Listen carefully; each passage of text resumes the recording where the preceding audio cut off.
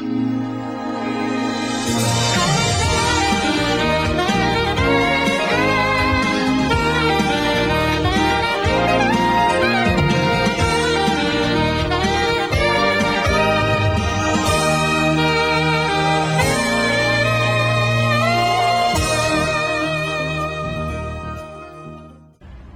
friends, and welcome to One Saturday Morning for April 9, 2016. I'm Daryl Dukes.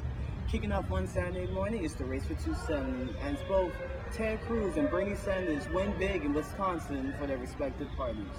Now, for a full recap of what went down, here is the National Canadian Broadcasting Commission program, giving you a quick rundown on what had happened in Wisconsin.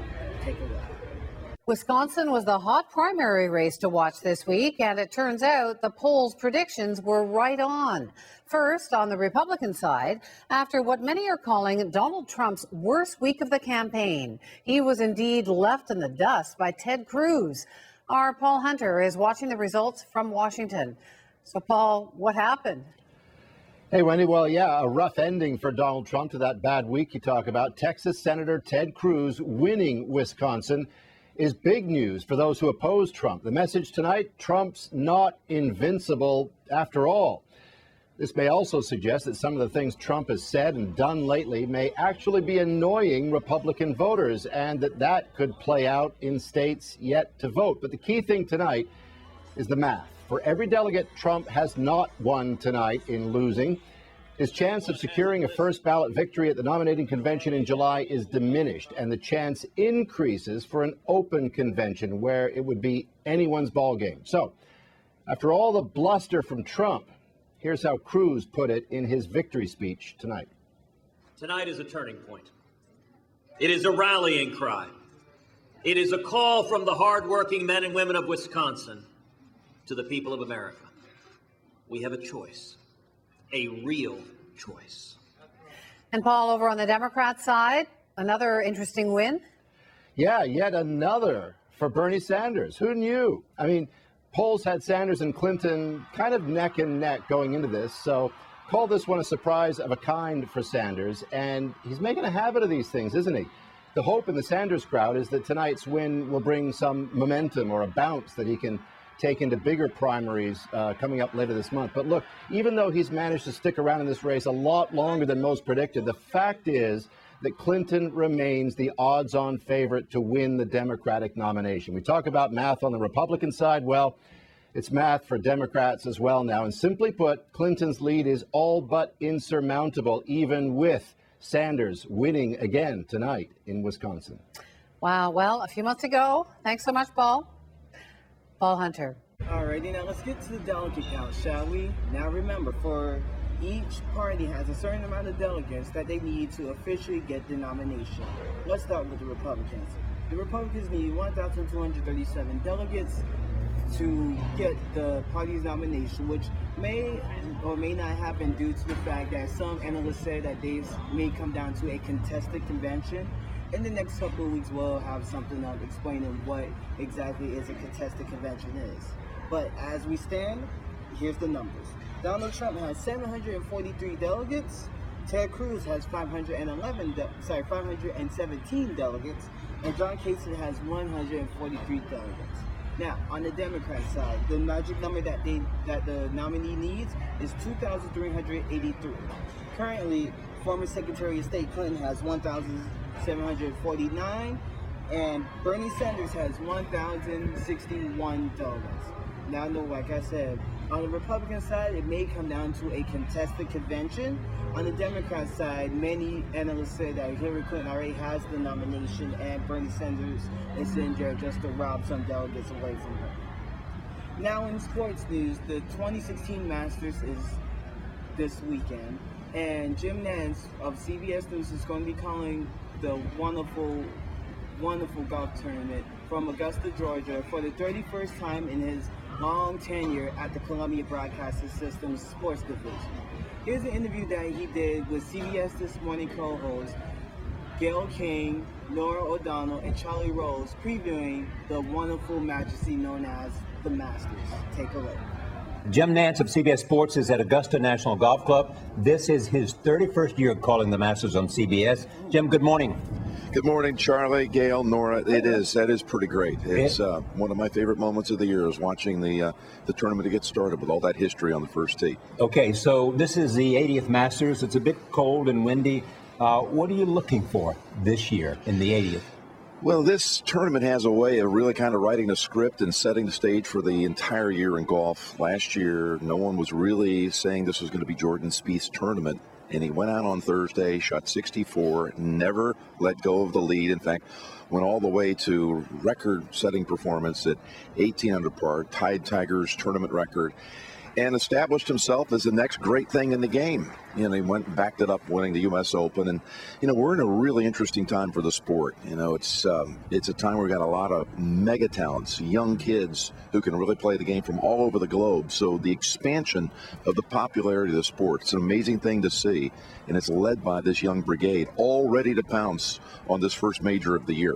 So is there a crowd favorite? I'm very smitten with Bubba Watson. I like Jordan Spieth too, but really smitten about that Bubba. Is there a crowd favorite out there? No, I think Phil Mickelson is always a very popular guy around here, Gail, because he's won it 3 times and now, you know, he's in his 40s.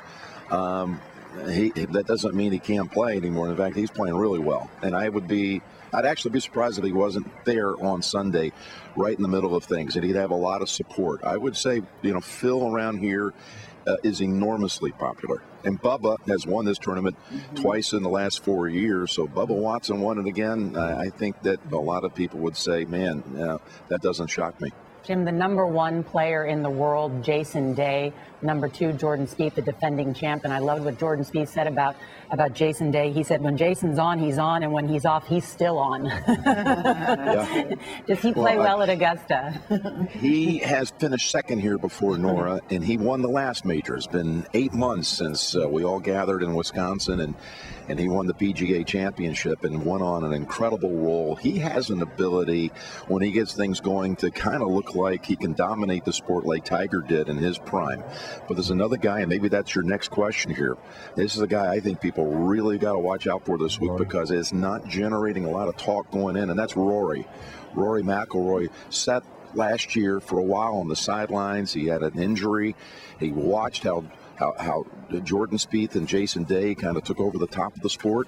He was never healthy, and he just needs this one major now to complete that career Grand Slam, having won all 4 legs of golf's major championships. That's only happened 5 times by 5 players in the history of the sport, by guys like Jack Nicklaus and Tiger Woods. So Rory McIlroy put himself in the absolute top bracket all time. He'd be up there with those iconic names if he won this week. And I think that's the guy I'm watching more than anyone. Yeah, well, the O'Donnell family is always rooting for the guy from Northern Ireland. I can tell you that. You're keeping your eye on a 22-year-old amateur as well. I am. Bryson DeChambeau. He is a young man from the Fresno area in California, and he's a brilliant kid. He's studied engineering at SMU and has this scientific kind of analytical way of approaching the sport, and he has this obsession with trying to win this tournament as an amateur. This tournament was created by the greatest amateur player of all time, Bobby Jones. It was his dream sometime for an amateur to win it. Now, Bryson's going to turn pro right after this ends, and he's going to be one of the next great big things in this sport. He has spent the last 6 months of his life focused on this one tournament. He's played in some major events around the world and done very well. He is ready to pounce. We'll see. He's playing with Jordan Spieth. They're going to be playing in about an hour from now, but I can't wait to see what happens. Will the weather make a difference for any particular players? It will, because we're going to have wind here, Charlie. You know, it's going to look gorgeous. It's going to be bright and sunny, but the wind here, that's always the X factor in golf, and it's supposed to be very gusty. I know you guys are getting it in New York. We're going to have it here. It could be gusting up to 30 or 40 miles an hour at times. That will dry out the greens. It'll, of course, affect every shot out here. I don't know who that favors, but or who that really could hurt, but that's going to be part of the story here. I think it's going to be really hard to make a lot of birdies. I don't think scoring is going to be good as we normally see here. So How much for does the the game? Go ahead. For the second time in 3 years, Tiger Woods isn't going to be there because of health issues, we heard earlier this week. What are you hearing about his return, if anything at all? He will be back. I mean, I'm absolutely convinced, Gail, he'll be back. He's been, I think, smartly this time, not rushing back to competitive golf. You know, when he's going to come back now, he's going to make sure he's 100% and his body's ready to go. And this is not the last we've heard of him. He's not retiring. He will be back, and I would say that I really truly don't have any insight on how soon it'll be. But he's hitting drivers, he's hitting the big clubs in the bag, and I would say some point this summer would be my guess that he'll be back in competition. It'd be great to have him back. Jim Nance, thank you so much. CBS Sports coverage of the Masters tournament begins Saturday at 3 p.m. Eastern, 2 Central. That's right here on CBS. Now, no, you can, like they said, you can catch the Masters this weekend on your local CBS station, the third and fourth rounds. Since ESPN has the rights for the first 2 rounds, you'll be able to catch the third and final round on CBS. Now, let's get into Keep It in August. Back in August of 2013, a small, unknown network, Current TV, was bought out by Al Jazeera Media Networks for a record $500 million. And in the span between now and then, Al Jazeera America has prided itself on fact-based original journalism and none of the soft news that you see about celebrities and stuff. Now, note, at the end of next week, Al Jazeera America will be no more due to the current economic changes in the U.S. landscape, according to a senior official there for the network. And me personally, as a person who have watched Al Jazeera America, it does provide the fact-based journalism that we miss so much in America. If you only want to see that, you will have to go watch either PBS NewsHour or CBS Evening News or even CBS This Morning or even any program on CBS, as a matter of fact. Why? Because they do fact-based reporting.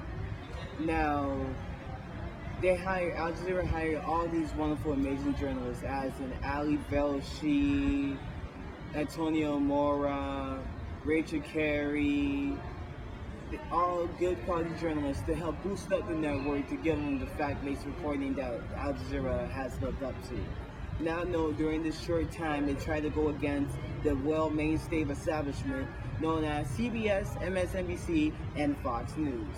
Now, sure, they may have failed in the TV market, but I'm pretty sure that when it comes down to Al Jazeera English, they will bring it back.